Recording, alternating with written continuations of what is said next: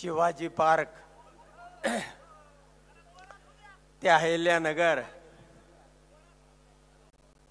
हा गेल्या 25 वर्षाचा प्रवास आणि या प्रवासाचे तुम्ही सर्व साथीदार सहकारी हितचिंतक मी एक भाकीत केलेलं होतं की यंदा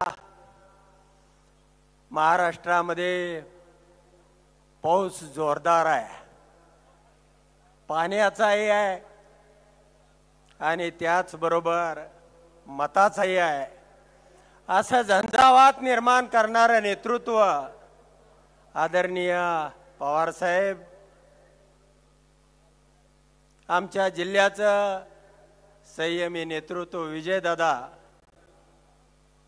जयंतरावजी पाटील साहेब, दुसरे आपले शेतकरी कामगार सहकारी पक्षाचे जयंतरावजी पाटील साहेब, सर्व नवनिर्वाचित खासदार, मंचावरील सर्व प्रतिष्ठित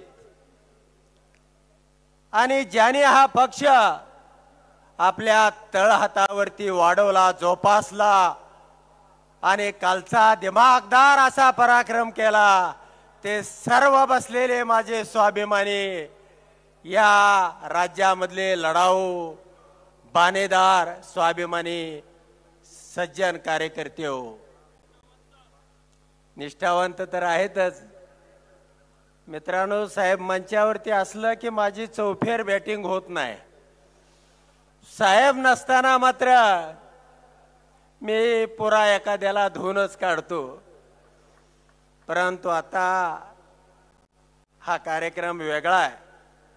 निश्चितपणानं ही निवडणूक साहेबांना परकीया बरोबरच स्वकीया बरोबर लढायची होती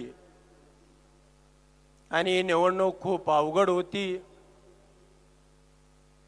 याही निवडणुकीचं साहेबांनी परकीया बरोबर स्वकीया बरोबरही लढून या संधीचं सोनं केलं आणि 10 पैकी 8 खासदार त्या ठिकाणी निवडून आणले।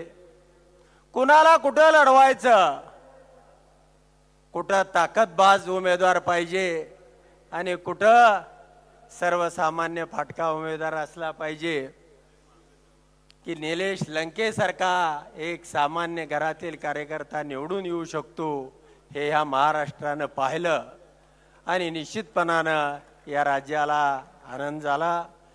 साहेब सर्व घटकाला, सर्वसामान्य माणसाला घेऊन चालणारं नेतृत्व आहे।